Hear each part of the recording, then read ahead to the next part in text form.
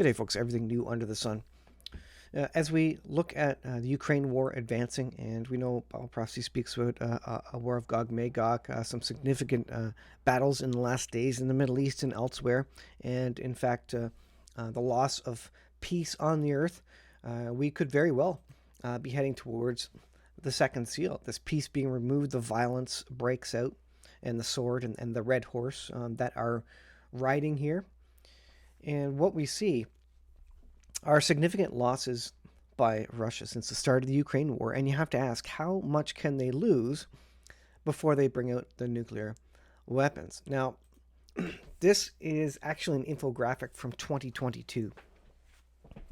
It says military personnel lost greater than 17. I saw another one greater than 30,000, but that was a 2022 infographic as well. I couldn't find the latest details. Maybe I just haven't found it yet. But they've lost over 1,700 armored vehicles, over 1,200 wheeled vehicles. Maybe you can double these numbers if this was a 2022 number. Tanks 614, artillery 311, helicopters 131, fuel tanks 75, rocket artillery 96, fixed wing aircraft 135. Again, double all these numbers, and this is likely what they've lost to date. Anti-aircraft setups, 54. Now drones, you can make a dime a dozen, 83. And boats, 7. Now amongst those are two significant ones, significant warships that Ukraine has sunk in the Black Sea. And that is big. Again, this is 2022. Let's take a look at a couple of articles here. Let's go here. And this is why this is such a big deal. Putin warns West Russia ready for nuclear war. And I think this is why we're getting close to it. Because we see that Russia is, at this point in time, losing some significant assets of their war machine. Huge amounts of hardware. You don't replace... let me go back to... Where was that? You don't replace... tanks in the matter of a week or a month. It's going to take months, if not a year, to replace a tank or any significant number of tanks. That's for sure. You don't replace boats, significant like warships, in weeks, months, or even years. They take multiple years, even maybe decades, to build those out, and a lot of money. You don't replace anti-aircraft guns and machines, with all their electronics, in a week or a month. That takes a long time to recover from. So they are running out of hardware.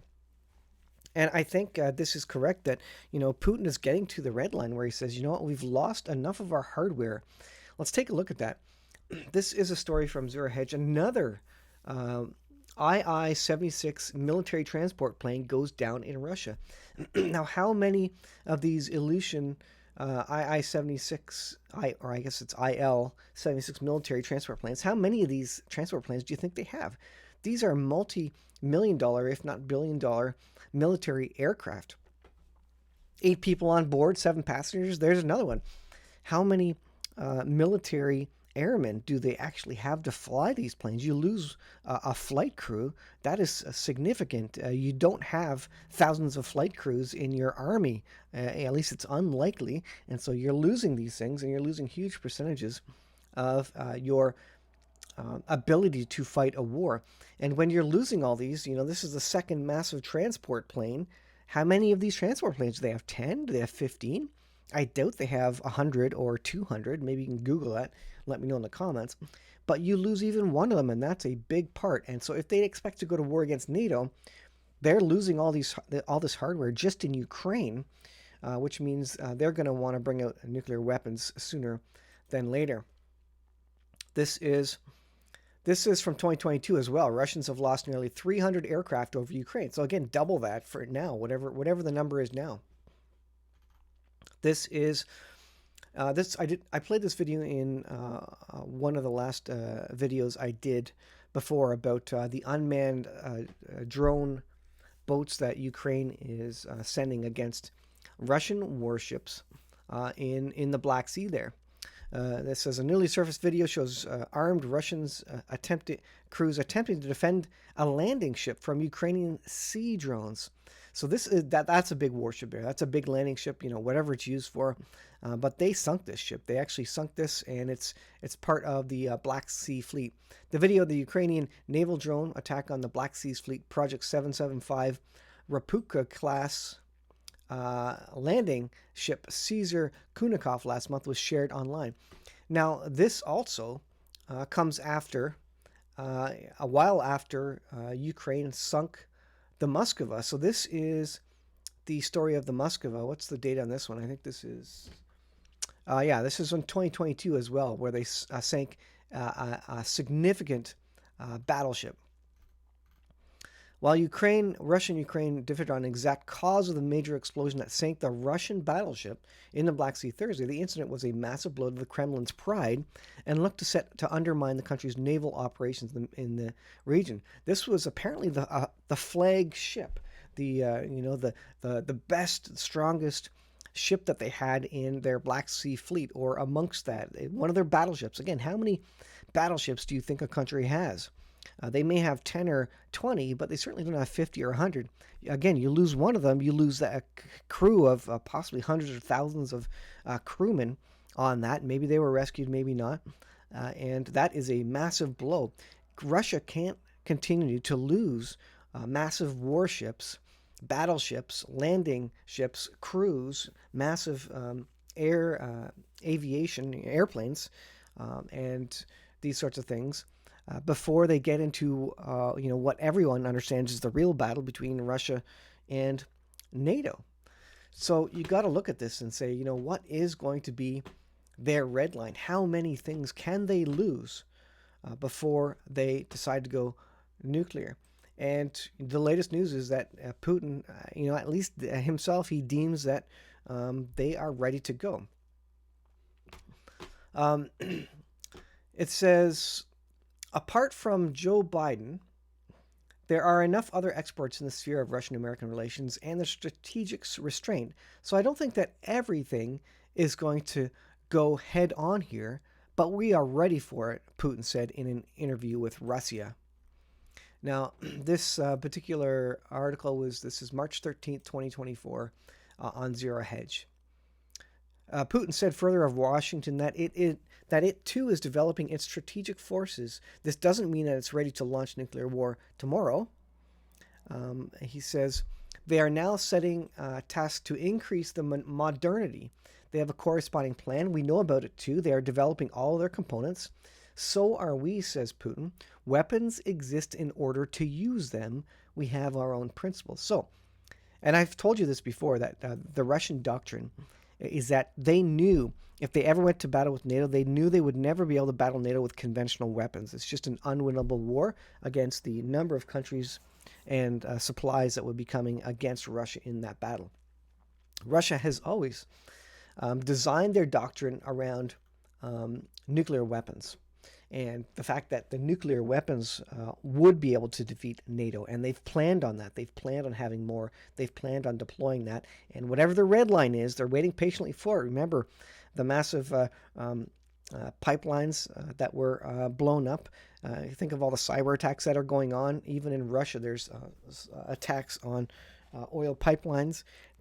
Russia's really holding back, really restraining itself from going against NATO, when the whole world knows it's common knowledge that NATO is absolutely 100% supplying money, weapons, and training, and it's also basically common knowledge that there's NATO troops on the ground. Now the discussion is whether they're actually fighting or not.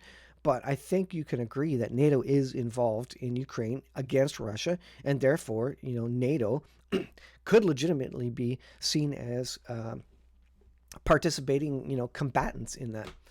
Vladimir Putin said Wednesday that Russia's nuclear triad, its three-pronged arsenal of weapons launched from land, sea, and air, was much more advanced than the United States. Remember, this is what they're relying on.